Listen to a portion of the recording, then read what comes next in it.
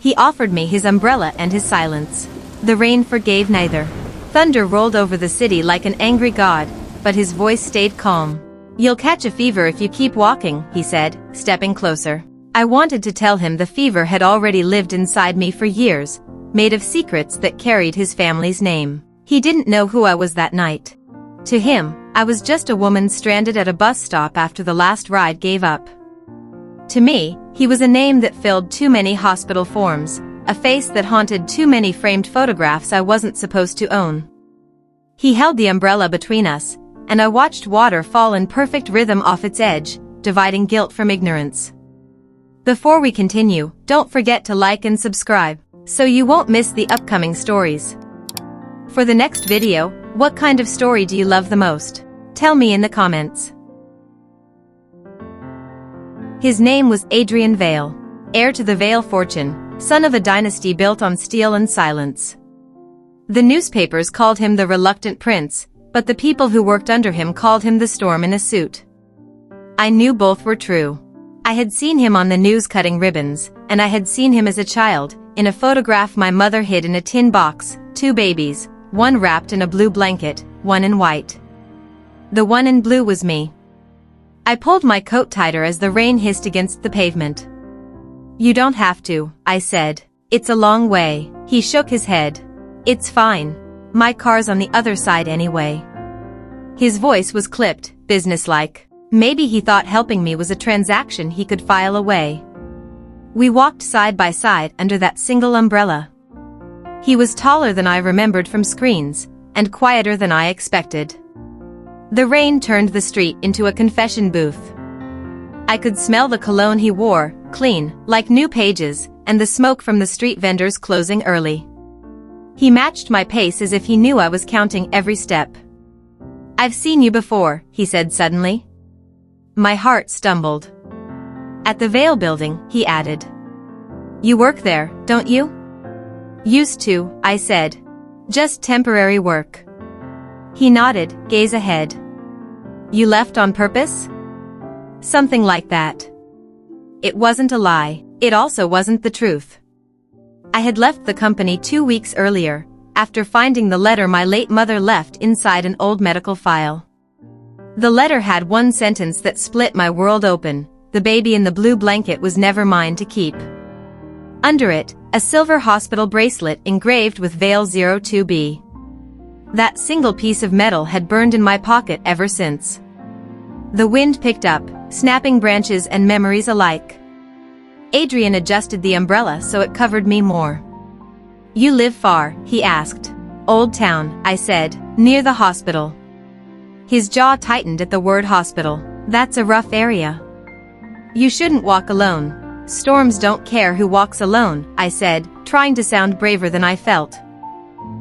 He looked down at me, eyes narrowing slightly, as if something about my face asked a question he almost remembered. Then lightning tore the sky in half, and we both flinched. Instinctively, his hand found my arm, firm, protective. The warmth of his grip made my throat close. He didn't know he was holding the past that had nearly killed his mother. We hurried through puddles that mirrored broken streetlights. I kept my eyes low, afraid the truth might climb up my gaze and spill. The secret had lived with me for years, growing like ivy around my ribs. My mother's illness had taken her memory, but not before she told me why she kept that photo. "You were supposed to have her life, and she was supposed to have yours." I had thought it was a metaphor, until the bracelet proved it wasn't. The thunder cracked again, closer this time. Adrian steered me toward a small shop awning. "We can wait here," he said. Rain hammered the fabric above us. In the flickering streetlight, water glistened on his hair.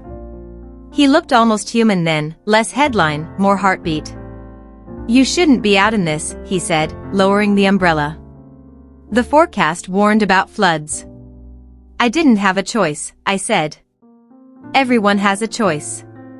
"Not everyone with your last name," I replied before I could stop myself. He frowned. "What's that supposed to mean?" "Nothing," I lied. "Just, some of us walk even when the rain tells us not to." He studied me for a long moment. The wind tugged at his coat. Something in his eyes shifted, a flicker of recognition he couldn't name. "You talk like you know me." "Everyone knows the Valles," I said. "You're practically the weather around here." He gave a humorless laugh. "Then you know it's always raining." The silence that followed was heavier than thunder. I wondered if he heard the tremor in my breath when he said that. I wondered if he could feel the weight of the secret pulsing between us, desperate to be spoken. My mother's voice echoed in my mind, "If they find out, they'll destroy you. Promise me, Sarah." And I had promised. But promises, like umbrellas, aren't built for storms that last this long. When the rain softened to a drizzle, we started walking again. The streets were slick mirrors. The city smelled of wet concrete and possibility. He kept glancing at me, as if my silence was louder than the storm had been. "Where exactly in Old Town?" he asked. "Near the old Grace Hospital," I said. He stopped mid-step. "That place has been closed for years." "I know. My mother used to volunteer there," he said. "She told me once she lost something important there when I was born." I gripped the strap of my bag. The bracelet inside seemed to burn through the fabric. "Maybe she found it again," I said softly. He looked at me then, really looked, and I had to turn away. If he stared any longer, I would have told him everything. The truth was heavy in my chest, like thunder waiting for its cue. We reached my building. The paint peeled from the walls, the lights buzzed like dying bees. He held the umbrella until I was safely under the porch. "Do you need me to walk you upstairs?" he asked. "No," I said quickly. "You've done enough." He hesitated. "You live alone?" "With memories," I said. "They're loud enough." Something in his expression cracked then, a fracture small but visible. "You sound like someone who's been hurt." "We all sound like that when it rains." He nodded slowly. "Take care, Miss Hart," I said after a pause. The lie slid out smoothly. It wasn't the first time I'd borrowed a name to survive. He offered his hand, and when I took it, the world tilted. His fingers were warm despite the cold. "Good night, Miss Hart," he said, and turned to leave. "Good night, Mr. Vale." The door closed between us, but his scent lingered, clean rain and regret. I leaned against the wall, heart thundering. In my bag, the envelope with my mother's handwriting seemed to hum. I pulled it out, tracing the crease with trembling fingers. The hospital bracelet glimmered faintly under the porch light, the engraved letters wet with condensation, Vale 02B. My breath hitched. Outside, lightning flashed again, and through the glass door I saw him stop halfway down the street, turning his face to the sky as if trying to remember something lost to the storm. My phone buzzed, slicing through the silence. The caller ID was hidden, but I knew who it was. The voice on the other end was sharp, impatient. "Sarah, listen carefully," the woman said. "Do not tell him what you know. If you do, you'll destroy everything, including yourself." I looked through the window again. Adrian was still standing there, his silhouette blurred by rain. "Maybe it's time someone got destroyed," I whispered. The voice hissed, "Don't be foolish. That secret isn't yours to spill. It's mine to carry," I said, and hung up. I stood in the dim hallway for a long moment, the envelope heavy in my hand. The storm outside began to fade, but the one inside me only grew louder. I opened the flap and read the line I'd memorized 100 times but still didn't understand. "The truth belongs to the one who dares to tell it." I pressed the bracelet to my heart. Upstairs, a floorboard creaked, and for a second, I thought I heard my mother's voice again, gentle, warning, gone. Outside, the storm began again. And somewhere beyond the rain, Adrian Vale was walking home unaware that the woman he had just sheltered carried the secret that could rewrite his blood. The storm ended before dawn, but the world still smelled like thunder. I didn't sleep. The letter stayed open on the table, its words wrinkled from my tears. Outside my window, the city woke slowly, pretending nothing had happened. But inside me, something had already broken, and there was no pretending left to do. If you believe that every secret deserves its sunrise, like and subscribe. This is where the rain finally tells the truth. At 8 in the morning, someone knocked on my door. 3 soft knocks, spaced apart, like hesitation itself had learned to use its knuckles. I thought it was the landlord, maybe a neighbor. When I opened it, Adrian Vale stood there, the same black coat from last night now dry but wrinkled at the collar. He looked like he hadn't slept either. "I thought you'd be gone by now," I said before I could stop myself. He gave a thin smile. "I thought about it. But I realized I never asked if you got home safe." I stepped aside, unsure why.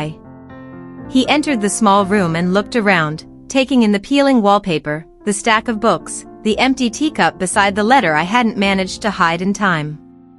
His eyes lingered on the hospital logo faintly visible on the paper. "Grace Hospital?" he asked quietly.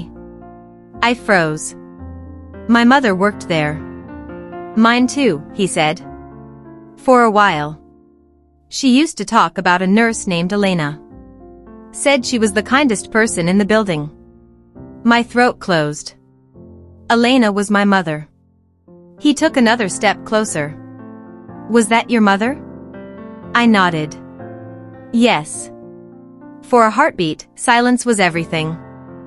Then he exhaled slowly, the way people do when they open a door they aren't sure they want to walk through. I remember her name from somewhere else, too. When my mother was sick, she mentioned a debt she could never repay. Said a woman at Grace saved her child when the machines failed for a moment. His voice broke.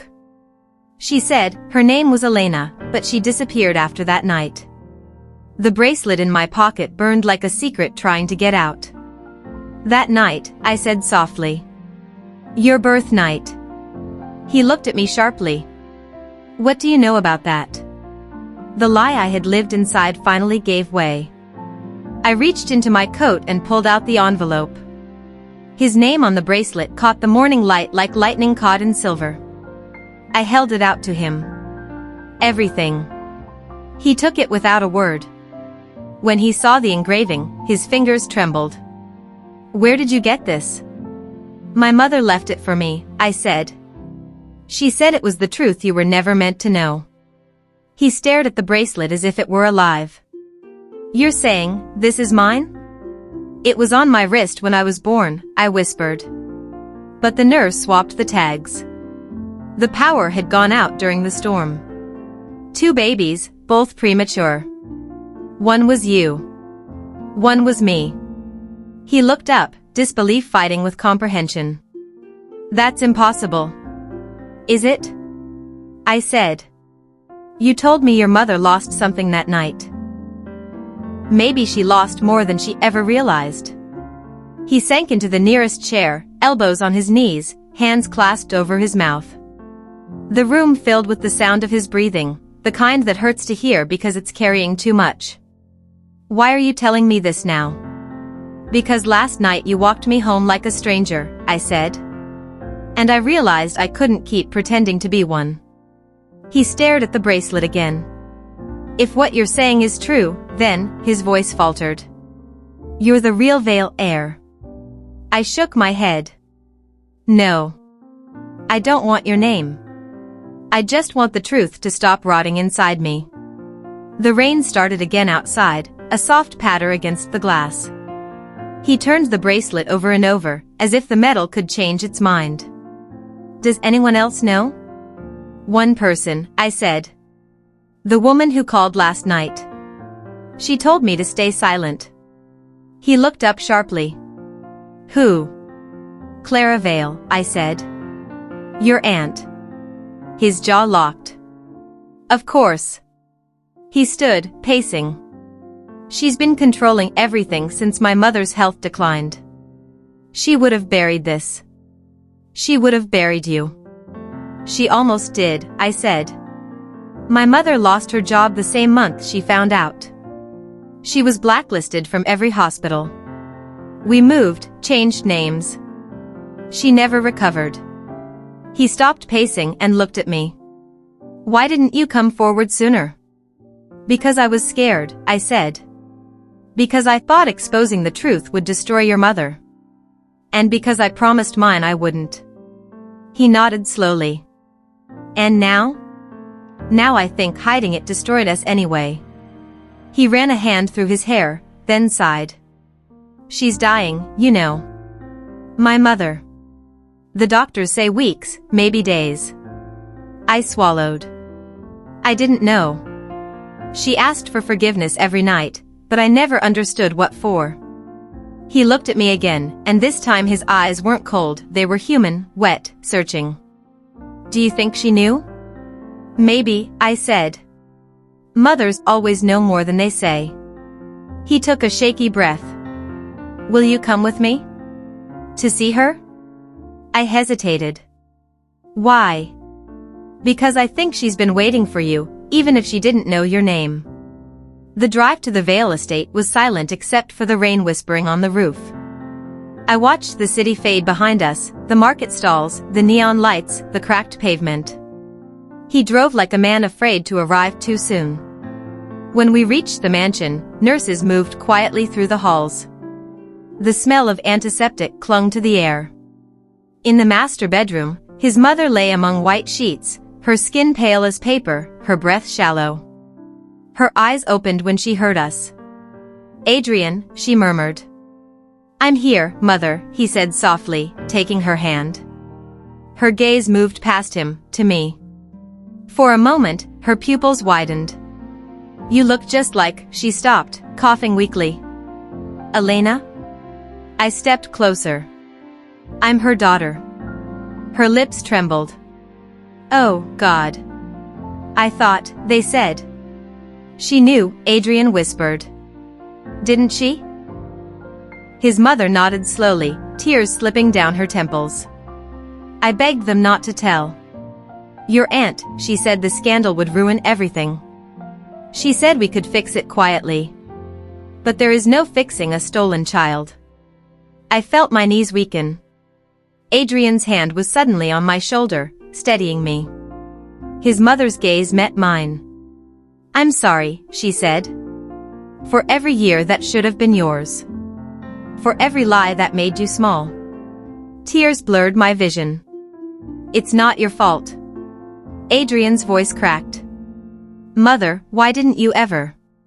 Because love can make cowards of us, she said faintly. I wanted to keep you both safe. And I failed you both. Her breathing grew uneven. Adrian pressed her hand to his lips. Don't leave yet, he whispered. Not yet. She smiled, a ghost of peace passing through her features. Don't let the rain take what the sun can still forgive. Then she was gone. The monitors fell silent. The world did too. I stood beside him, watching his shoulders shake. For a long time, neither of us moved. Grief is a language without grammar. It just exists, heavy and human. When he finally looked at me, his face was a map of pain and clarity. She knew. All this time. Yes, I said softly. And you carried it for her. I nodded. Because someone had to. He reached into his pocket, pulling out the bracelet. Then let me carry it now. He placed it in my palm. Keep it, I said. It belongs to the truth, not to either of us. He smiled sadly. Then we'll keep it together. Weeks passed. The storm that had brought us together returned only once more, gentler this time, as if the sky itself had learned to forgive. The Vale press release that followed spoke only of transparency, of realigning legacy with integrity. No names were exchanged. No scandals. Just a quiet correction in the family's private history. Sometimes he'd visit me in the old apartment, umbrella in hand. He never spoke about inheritance or DNA tests. He'd bring coffee, books, silence. Once, when he saw the bracelet resting on my windowsill, he said, "Funny how something so small can weigh more than a crown." I smiled. Maybe that's what truth is supposed to do. He looked at me, eyes softer than the rain that started to fall outside. Do you ever wish we'd met before all this? We did, I said. We just didn't know it. He reached out and took my hand, the same hand he had once held under a storm. Then let's not waste what we know now. I nodded, because for the first time in years, the truth didn't hurt, it healed. Outside, the thunder rolled again, gentle this time, like applause from a forgiving sky.